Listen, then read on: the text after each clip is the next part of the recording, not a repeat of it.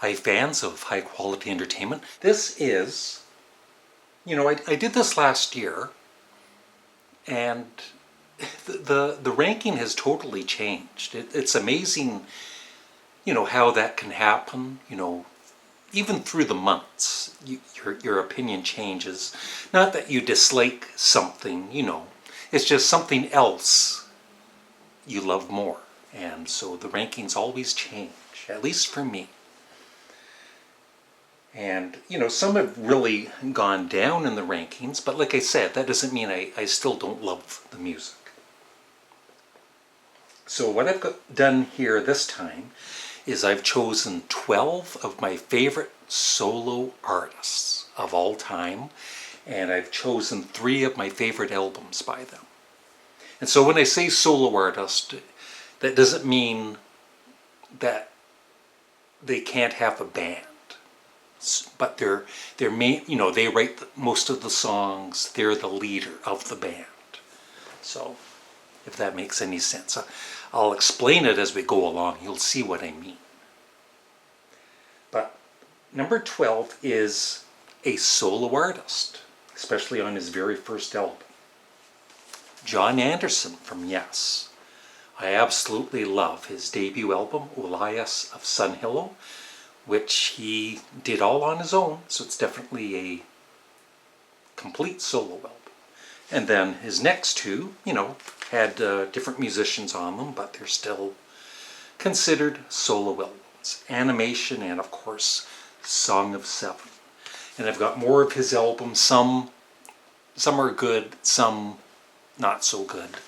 But the first 3 I absolutely love. So John Anderson is number 12. Number 11. And the other way I'm ranking this is with the amount of work they've done.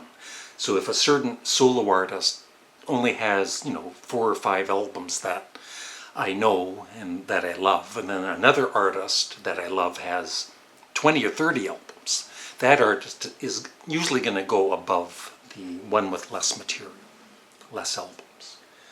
Number 11, I definitely need to get more of his solo career. It is The Crazy World of Arthur Brown. And so this is, like Arthur Brown's Kingdom Come. It was definitely a band, but he's the main guy, and it's got his name, Arthur Brown's Kingdom Come. So I consider it a solo album, or solo albums. And my favorites are The Crazy World of Arthur Brown. I would say Galactic Zoo Dossier, the first of 3 excellent albums by Kingdom Come. And his second, he's got a newer one than this, but this is from a couple of years ago, Long, Long Road with Rick Patton. What a talent. I just need to get more of his solo stuff. So he's number 11.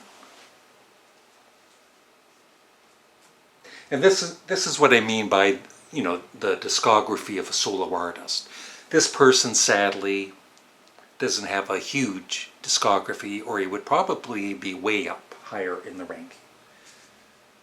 It is John Lennon, with my all-time favorite John Lennon solo album, Plastic Ono Band, and then Sometime in New York City, and Imagine, although I could have chosen Walls and Bridges. I love that just as much.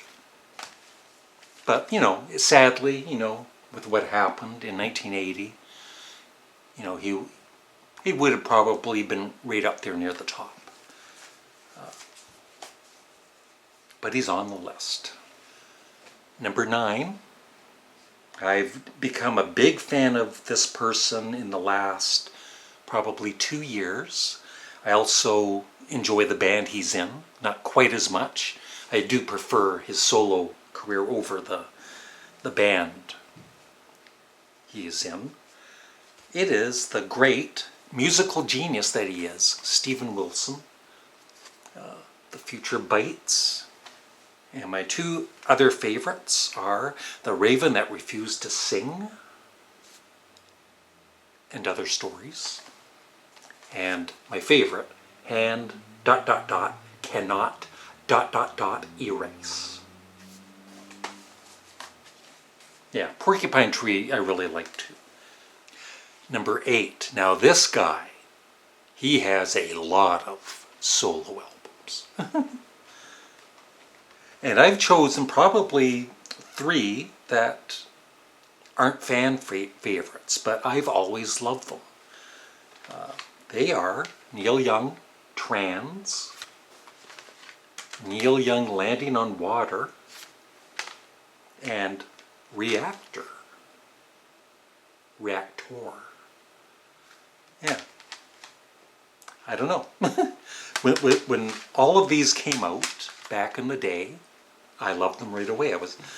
Well, back then I was a huge Neil Young fan, and I still am today. What a great talent. That doesn't mean I don't love Rust Never Sleeps, but I don't know. It's just, if I had to choose to play one right now, I'd probably choose Trans over Rust Never Sleeps. So that's why these are my 3 favorites. Number 7. Now, this artist was higher in my list probably last year. But, you know, gone down a little in the rankings, but like I said, it doesn't mean I still love his music just as much as I always have. And it is the crazy Captain Beefheart. And my 3 favorite albums, Shiny Beast, Fat Chain Polar, Dock at the Radar Station, and I think this has changed from last time. Safe as Milk, the debut album, I absolutely love. Number 6, yeah, these ones coming up, they all have released a lot of albums, and that's one of the reasons they're up higher in the rankings than, say, Arthur Brown. And I think I probably have about 70% of this solo artist discography. I'm getting there. Elvis Costello, King of America, Blood and Chocolate, and the best album of 1982 for me in my previous video, Imperial Bedroom. It hurts to put this person so low. Once again, a huge discography. I love a lot of his albums, but my 3 favorites at the moment are Frank Zappa, Hot Rats, The Grand Wazoo, and Joe's Garage. Acts 1, 2, and 3. All 3, you know, together. I can't believe an artist has surpassed Frank Zappa and Lou Reed. Lou Reed is 4th, and there's an artist that's just gone up in my rankings in the last few months. Lou Reed, The Bells, Coney Island Baby, and Berlin are my 3 favorite Lou Reed albums. So number 3, a few weeks ago, wouldn't even be in my top 50 list because I didn't even know about him. And probably in the next 2 or 3 weeks I will have his whole discography because I've ordered some used, but you know, in really good condition CDs from Amazon. Most of them are used. To complete my discography on the great Paul Friggin Weller. That's right, I said friggin. My 3 favorites at the moment are Wake Up the Nation, Fat Pop, and Stanley Road. Although the other ones I have, some of them I'm still, you know, starting to get into them. They are Illumination, Saturn's Pattern, 22 Dreams, a double album. Wild Wood, an orchestrated songbook. As Is Now, his debut, Paul Weller. On Sunset, Sonic Kicks, and the latest I just got, 3 CD set, B-sides and rarities and whatever it's called, Will of the People, which is superb. I'm just blown away by his talent. And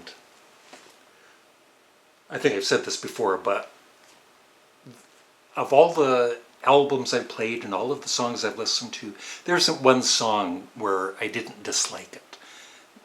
It was at least good.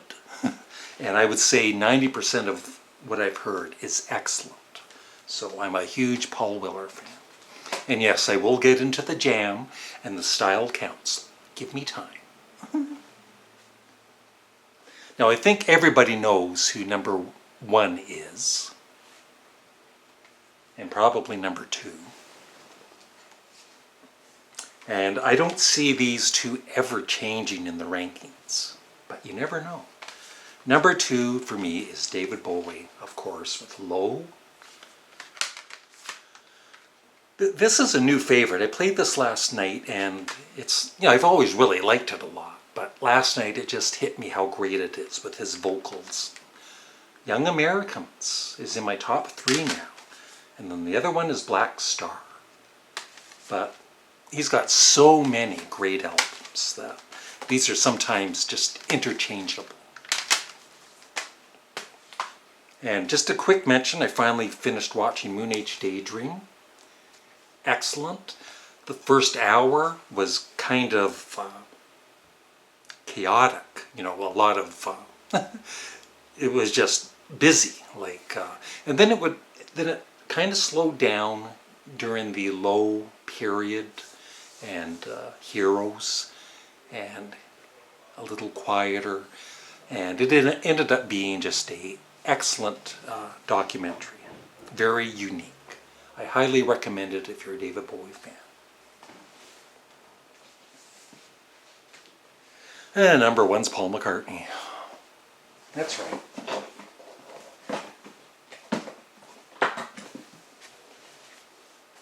Ram,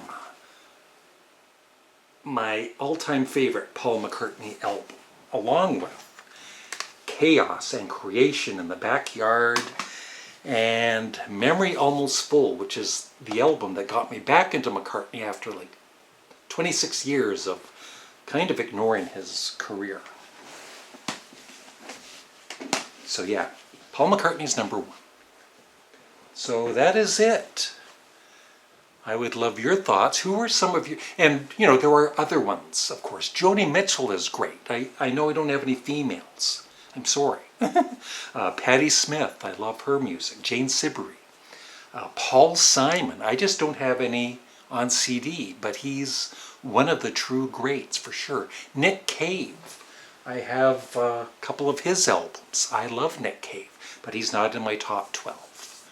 And, and there's many more solo artists that are great, but you can only squeeze so many into a top 12 list. Thanks for watching. Yeah, I'm looking forward to who are some of your favorite solo artists in the comment section below. Thanks for watching.